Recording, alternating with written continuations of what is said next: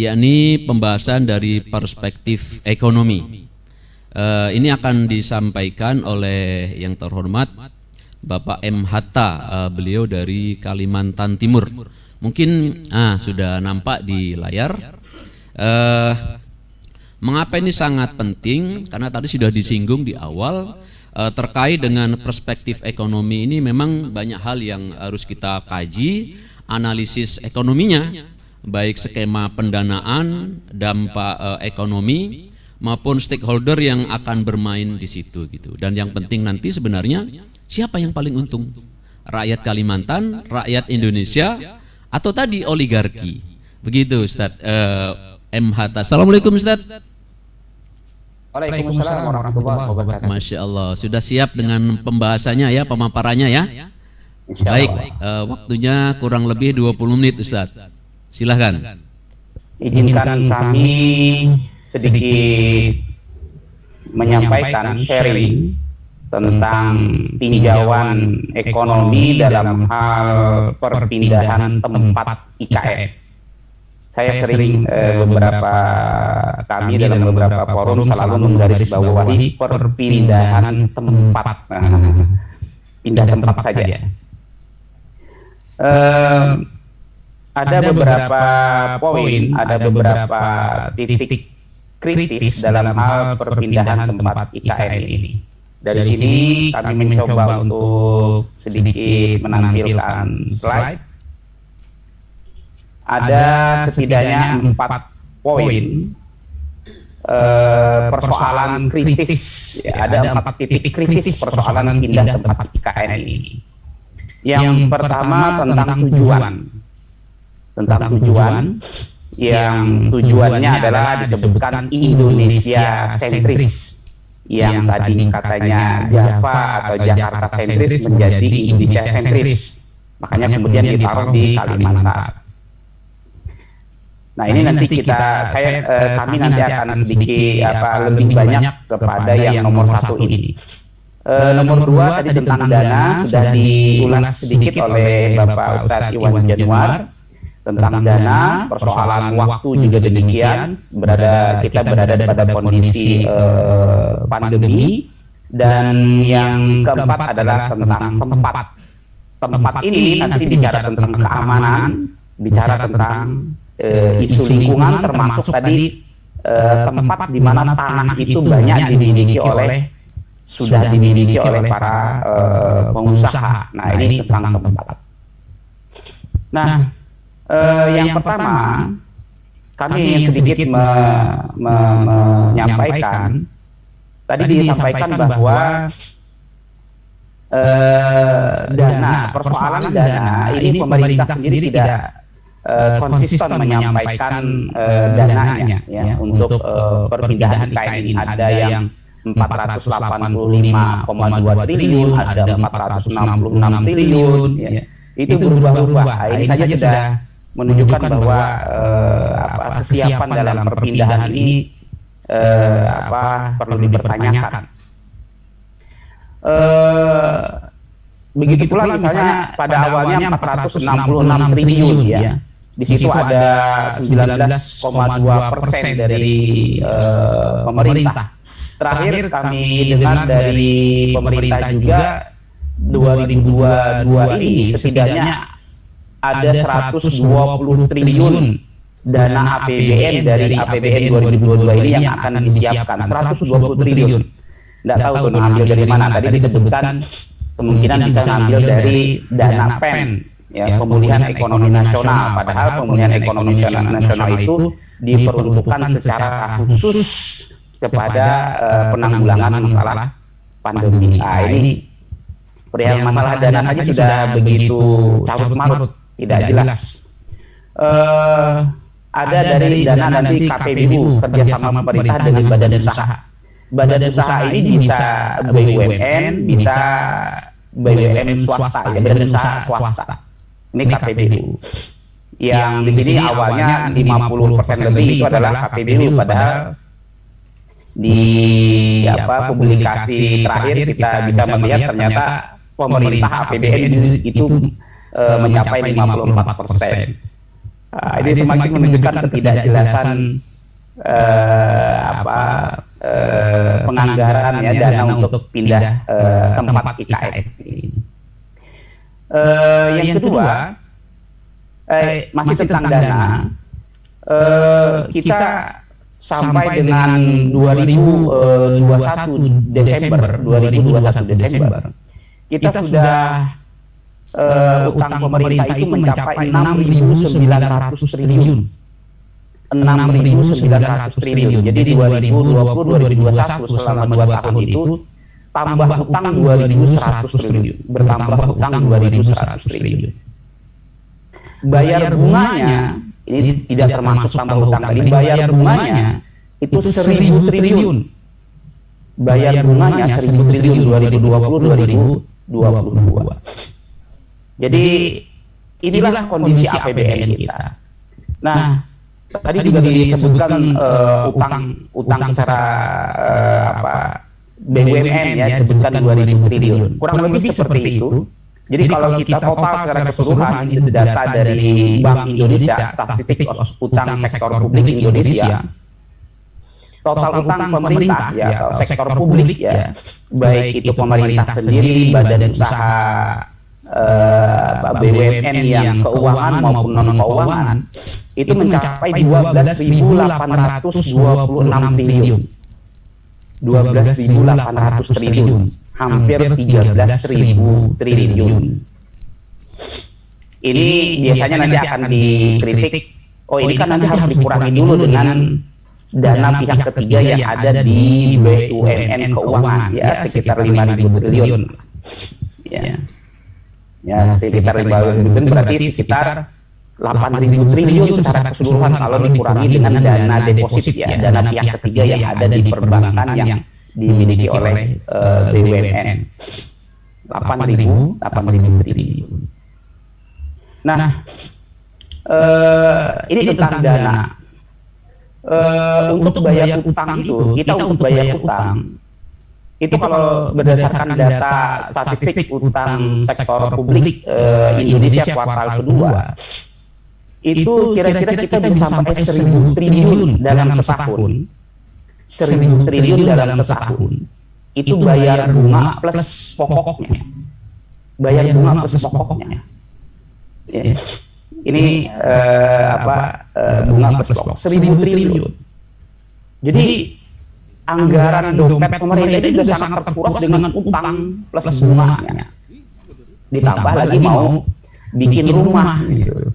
Ini tentu saja semakin terbebani dan akibatnya apa? Tentu saja nanti nasib masyarakat yang akan terlantar. Bisa kita lihat misalnya tahun 2022 ini bayar bunga diperkirakan 405 triliun. Bayar bunga 405 triliun.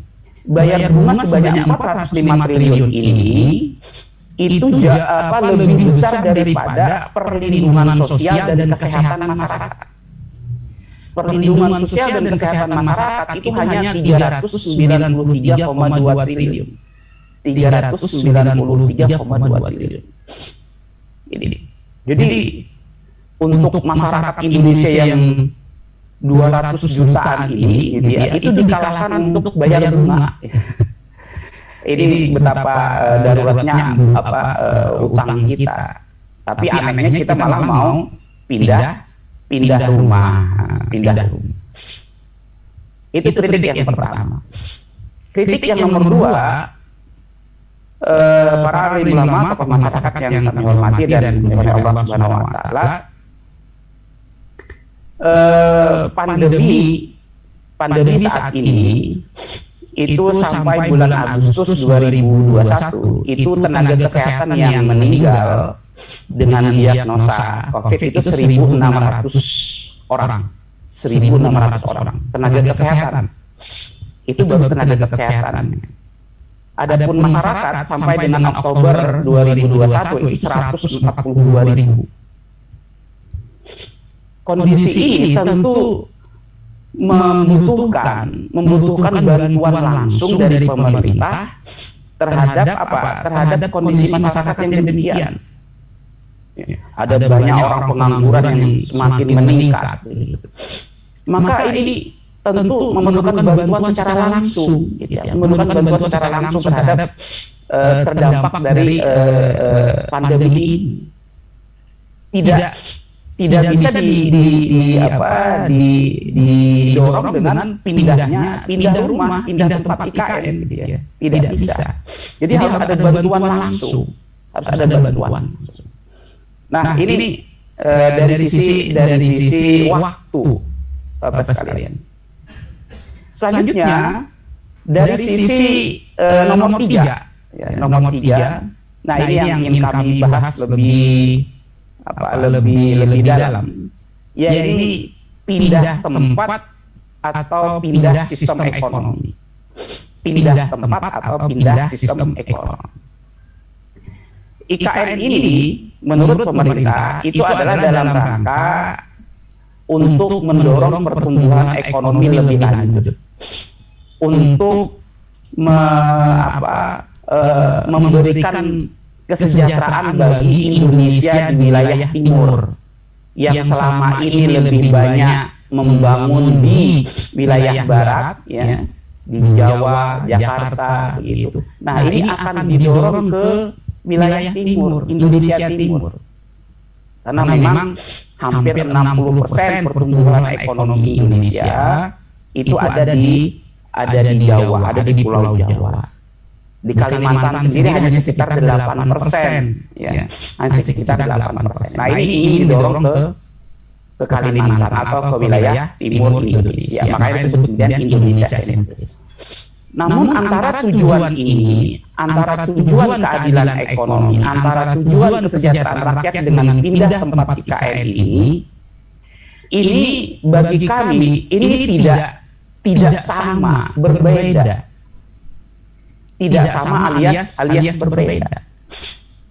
Pindah tempat itu persis seperti halnya pindah, kalau kita itu ganti kulit, ganti kulit handphone gitu.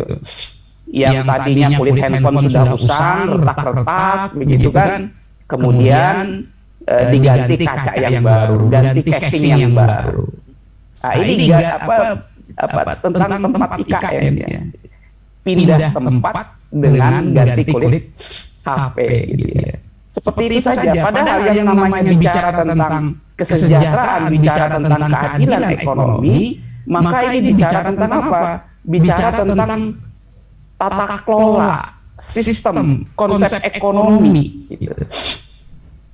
Ini tidak bisa dipecahkan hanya sekedar ganti tempat, ganti lokasi, ganti casing, tidak bisa. Ini bicara tentang tata kelola ekonomi. Jadi menurut kami ini tidak nyambung. Argumen yang lebih lanjutnya kita bisa melihat misalnya apa yang menjadi pengalaman di negara lain. Misalnya adalah Kazakhstan. Ini ulama masyarakat yang kami hormati, Kazakhstan ini adalah salah satu negara, bahkan kemarin DPR, ya, anggota DPR yang pansus yang membuat undang-undang ini, ya, itu studi bandingnya ke Kazakhstan, ya, studi bandingnya jalan-jalannya ke Kazakhstan dalam tanda kutip, ya, ke Kazakhstan, karena punya IKN baru di sana tahun 97, ya, 97, kemudian berubah menjadi Nur Sultan nama IKN-nya. Apakah berhasil mereka di Kazakhstan? Mari kita lihat.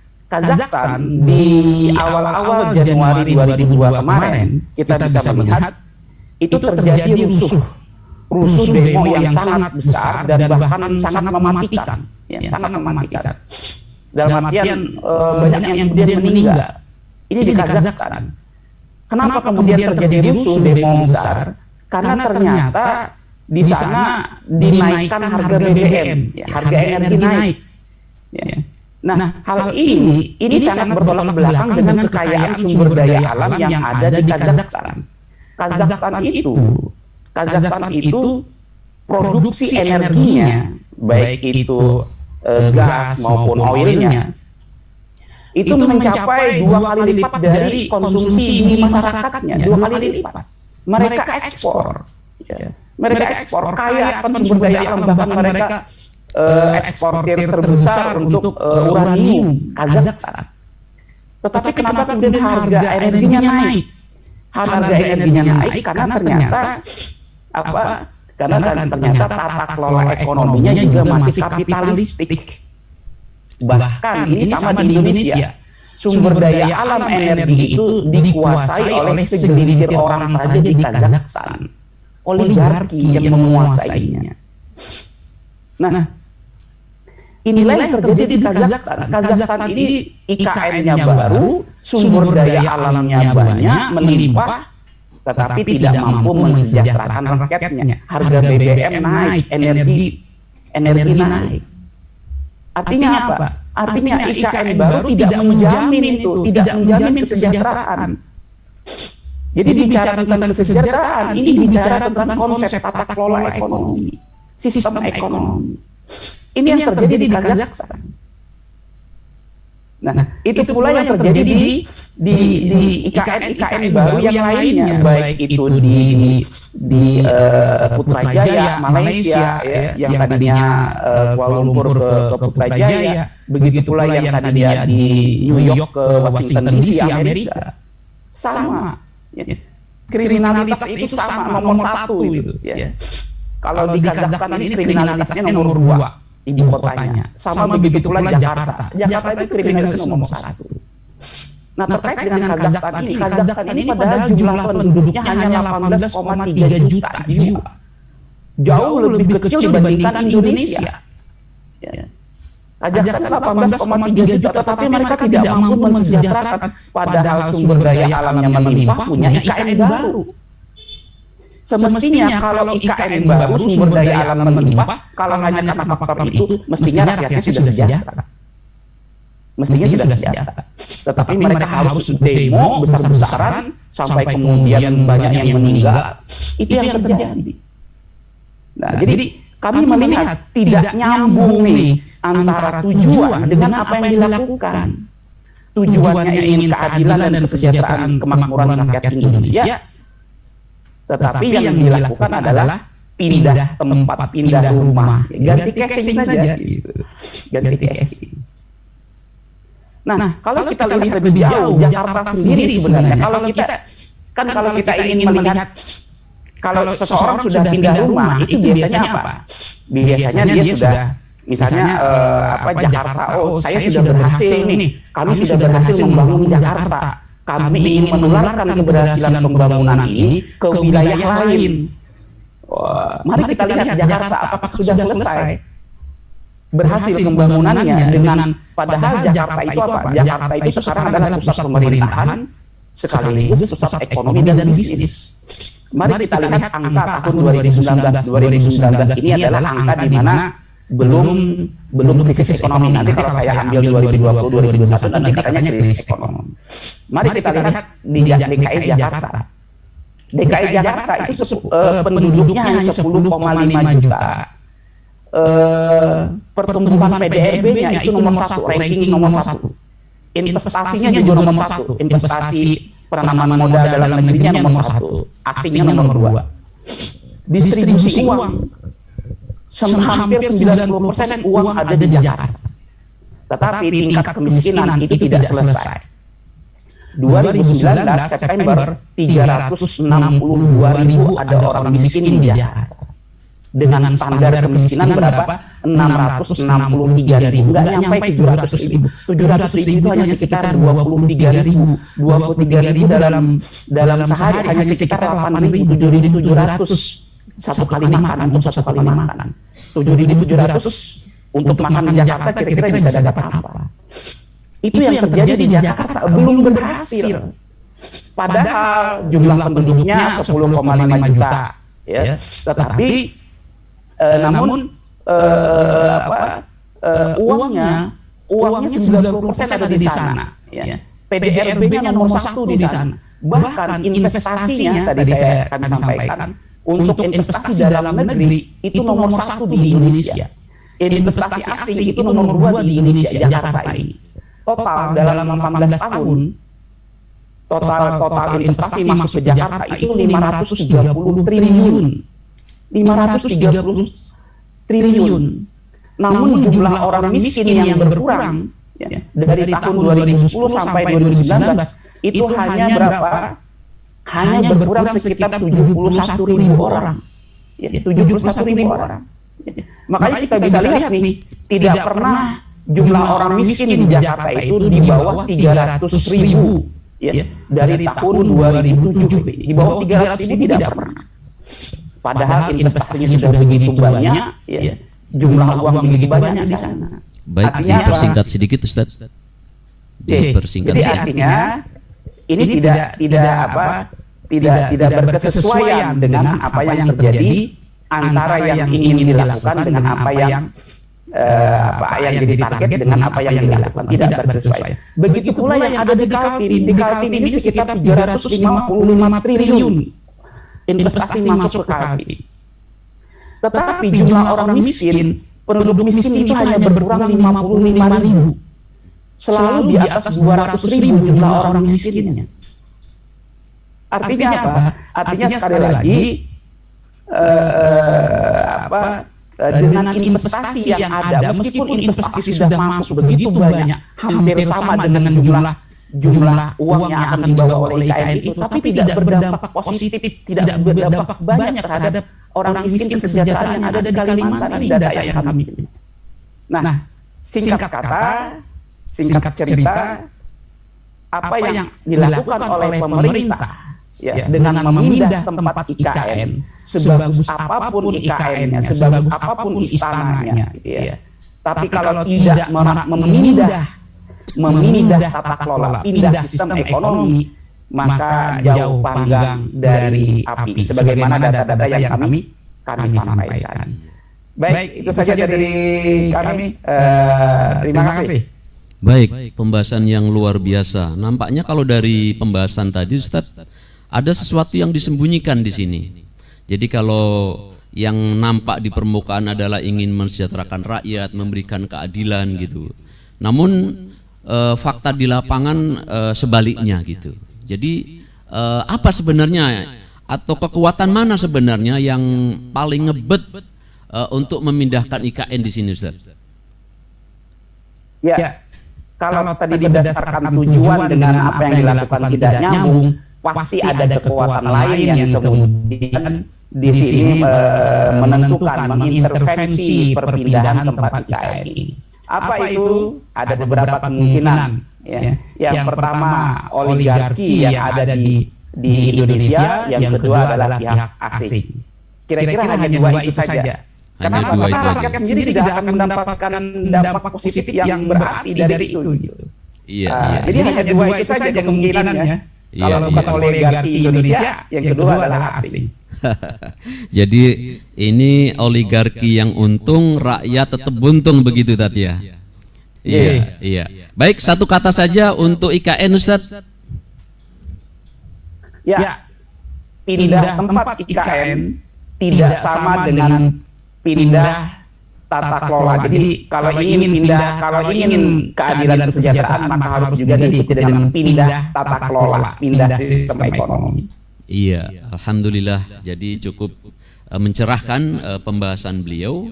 Jadi tata kelola ekonomi lah yang mesti harus diganti kalau betul-betul ingin mensejahterakan, memberikan keadilan kepada seluruh rakyat Indonesia.